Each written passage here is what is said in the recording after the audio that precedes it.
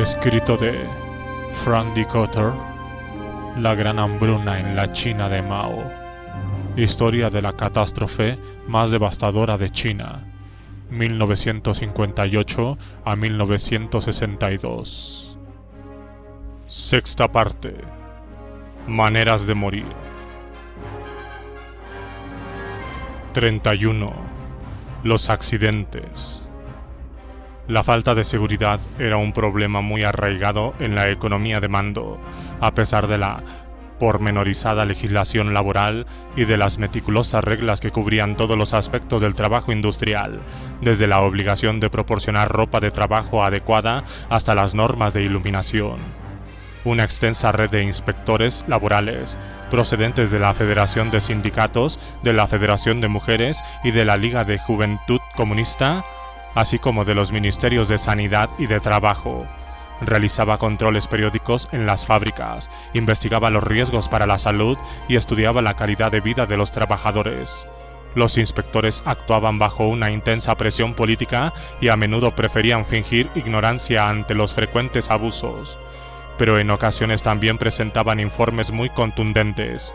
Este gigantesco sistema de control no impedía que los encargados de las fábricas y jefes de equipo siguieran obsesionados con el incremento de la producción, y que esta obsesión, más allá de las simpatías que pudieran sentir por sus trabajadores, los guiaran en su forma de actuar.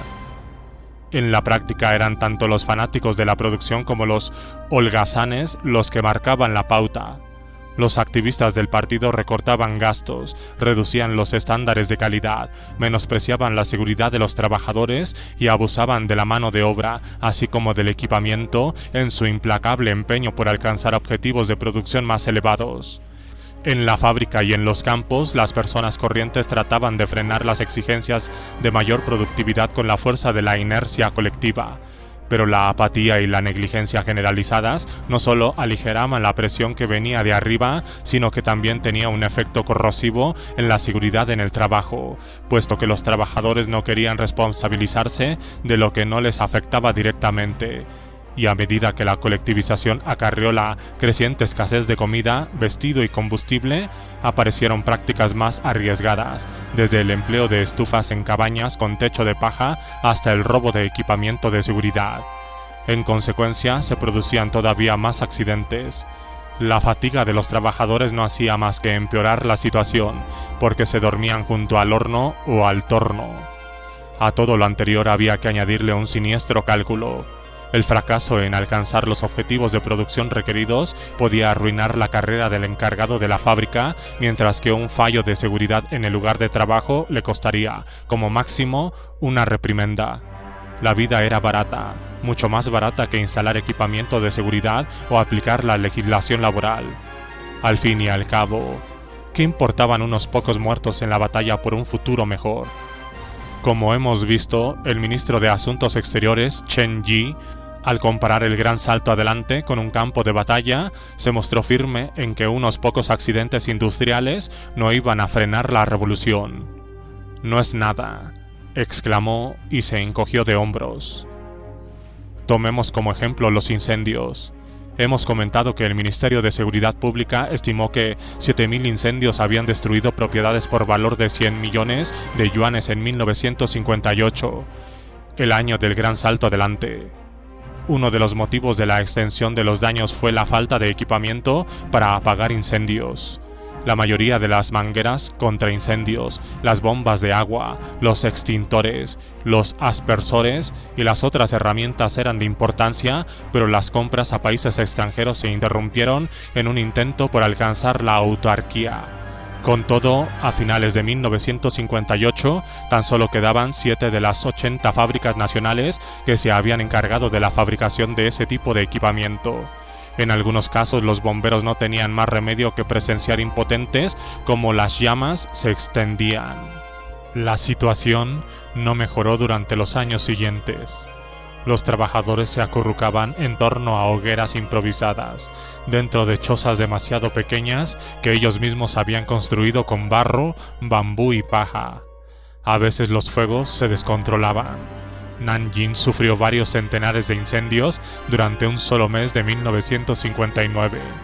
También se producían accidentes cuando algunos se escabullían de la cantina y cocinaban en secreto.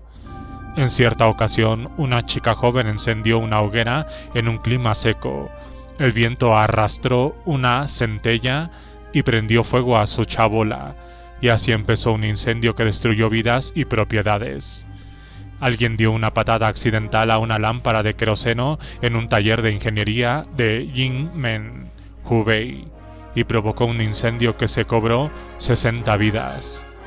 Los aldeanos a los que se llevaban a trabajar en los grandes proyectos de irrigación vivían en chozas de paja construidas con demasiadas prisas. Solían incendiarse cuando los exhaustos trabajadores tropezaban con lámparas o encendían accidentalmente un cigarrillo. Apenas si se encuentran estadísticas fiables sobre el número de muertes, pero sabemos que en Jiangxi murieron 139 personas abrasadas o asfixiadas en 24 accidentes que tuvieron lugar a lo largo de un único mes. Unas 50 personas morían cada mes en Hunan. Su Departamento de Seguridad Pública registró unos 10 incendios diarios durante la primera mitad de 1959. El número de accidentes industriales creció porque se consideraba que la seguridad era una preocupación conservadora derechista. El Comité Provincial del partido en Guizhou estimó que el número de muertes accidentales se había multiplicado por 17 a principios de 1959 en comparación con el año anterior. El número exacto de bajas no se conoce porque muy pocos inspectores querían arrojar un jarro de agua fría sobre el gran salto adelante con un recuento de difuntos. Por otra parte, las empresas solían ocultar los accidentes. Li Rui, uno de los secretarios de Mao, purgados como consecuencia del pleno de Lushan, estimó en épocas posteriores que el número total de accidentes fatales en la industria en 1958 fue de 50.000. Según el Ministerio de Trabajo, unos 13.000 trabajadores murieron durante los primeros 8 meses de 1960, lo que equivale a 50 muertes diarias. Aunque lo más probable es que este número tan solo represente una fracción de los accidentes reales, el informe ponía de relieve algunos de los problemas con los que se enfrentaban las industrias de la minería y el acero. En la planta siderúrgica de Tangshan había más de 40 altos hornos de gran potencia encerrados en 1 kilómetro cuadrado de terreno, pero no se había erigido ninguna cerca en torno a las balsas de enfriamiento. Los trabajadores resbalaban y se caían dentro de las aguas residuales en plena ebullición. La ventilación inadecuada tenía como consecuencia que se acumularan gases tóxicos y altamente inflamables en las minas. Las explosiones provocadas por el gas de hulla eran habituales en las minas, causadas en ocasiones por las chispas que procedían de equipamiento eléctrico defectuoso. Otro riesgo que corrían los mineros eran las inundaciones, que se cobraron numerosas vidas. Las bancadas de las minas, mal mantenidas, se derrumbaban y enterraban vivos a los mineros. En marzo de 1962, una explosión destrozó la mina de Badaojiang, en el distrito de Dongguan, Jilin, y se cobró 77 vidas, aunque el peor de los casos seguramente fue el que se dio en la mina de Laobaitong, en Datong, donde 677 mineros murieron el día 9 de mayo de 1960. Sin embargo, también se producían regularmente explosiones en instalaciones más pequeñas, aunque no nos cabe ninguna duda de que en este último caso el Ministerio de Trabajo no las registraba en sus estadísticas. Un informe crítico que se realizó sobre Hunan indicaba que los accidentes en las minas se habían incrementado todos los trimestres desde el lanzamiento del Gran Salto Adelante. A principios de 1959, un promedio de 2 mineros morían cada día en la provincia como consecuencia de un accidente. En la mina de Wantang, en Nanjing, abierta durante el Gran Salto Adelante, se produjeron 3 fuertes detonaciones en tan solo una quincena. También ocurrieron otros accidentes clasificados como evitables. Las lámparas se caían por los pozos, los cinturones de seguridad no se empleaban y se enviaban a las minas a trabajadores sin experiencia. en ocasiones descalzos. Los pozos y las galerías se excavaban de una manera que pocos años más tarde se calificarían de caótica, sin la más mínima atención a la geología local. Las minas de carbón se cobraron más vidas que cualquier otra industria, pero la muerte iba al alza en todas ellas. La suciedad y el desorden se adueñaban de los talleres, las basuras sin recoger y las piezas deshechas se quedaban por los pasillos.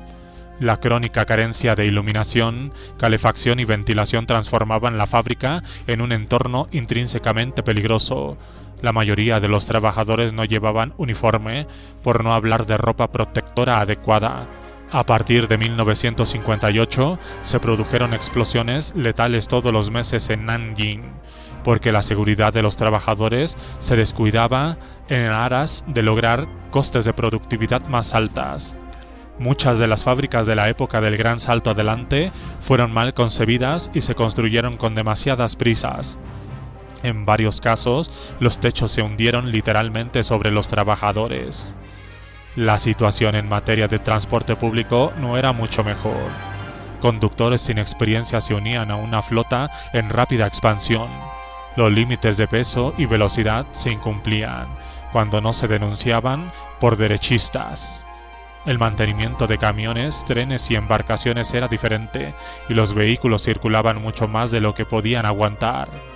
A menudo se averiaban, y entonces se reparaba con equipamiento de mala calidad y piezas usadas. Una vez más carecemos de cifras, pero un informe resumido de Hunan nos permite hacernos una idea de la importancia del problema. A lo largo del año de 1958 se informó de más de 4.000 accidentes en las carreteras y los ríos que atravesaban la provincia, en los que perdieron la vida 572 personas. Se conoce un caso en el que un hombre ciego y su colega inválido pilotaban un transbordador. En la provincia vecina de Hubei, las embarcaciones solían navegar a oscuras porque no se disponía de lámparas ni de iluminación de ningún tipo. En agosto de 1960, en el lago Makhang de Wuhan, un barco de pasajeros sobrecargado sin equipamiento de seguridad se incendió y 20 pasajeros se ahogaron. Ocurrieron otros accidentes similares por toda Hubei. En Tianshui, Gansu, más de un centenar de personas, estudiantes en su mayoría, murieron en 2 accidentes distintos que tuvieron lugar con menos de un mes de diferencia en invierno de 1961 a 1962. Los transbordadores que cruzaban el río Wei triplicaban el número máximo de pasajeros. Los autobuses iban igualmente sobrecargados. En los de Guangzhou, los seres humanos viajaban amontonados como cerdos, y las averías eran tan frecuentes que multitudes de pasajeros podían pasarse días durmiendo frente a la estación a la espera de poder partir. Los accidentes con víctimas mortales eran el pan de cada día. Las catástrofes ferroviarias eran menos frecuentes, pero al empeorar la hambruna, los vagones de tren también se convirtieron con frecuencia en sepulcros. En enero de 1961, varios trenes se detuvieron en medio de los campos helados de Gansu. Sufrieron retraso de hasta 30 horas porque los motores se averiaban o se quedaban sin combustible. En los trenes no había comida ni agua. Los vagones se llenaron de orina y excrementos, y los cadáveres de los pasajeros que morían de hambre no tardaron en acumularse. Cuando el sistema ferroviario fallaba, las enfurecidas multitudes tenían que quedarse en las estaciones. En Lanzhou, los retrasos llegaron a tal punto que hubo que acomodar a 10.000 personas en alojamientos provisionales. Miles de pasajeros sin provisiones se agolpaban en la propia estación. Cada día morían varios de ellos. Por cada uno de los muertos en accidentes había varias personas que a duras penas escapaban con vida. Pero en plena hambruna, una herida de poca importancia podía provocar la muerte. Los trabajadores recibían muy raramente compensación por los accidentes industriales y a menudo se arruinaban con los gastos médicos o se quedaban sin trabajo. En las zonas rurales, cuadros rapaces podían valerse de la comida como de un arma. La ausencia del trabajo, incluso por causas médicas, se castigaba con una reducción en la ración de comida. Las infecciones, la desnutrición y la invalidez parcial se reforzaban entre sí. hacían que los enfermos quedaran en desventaja en la lucha por la supervivencia y demasiado a menudo los arrastraban a un círculo vicioso de necesidad.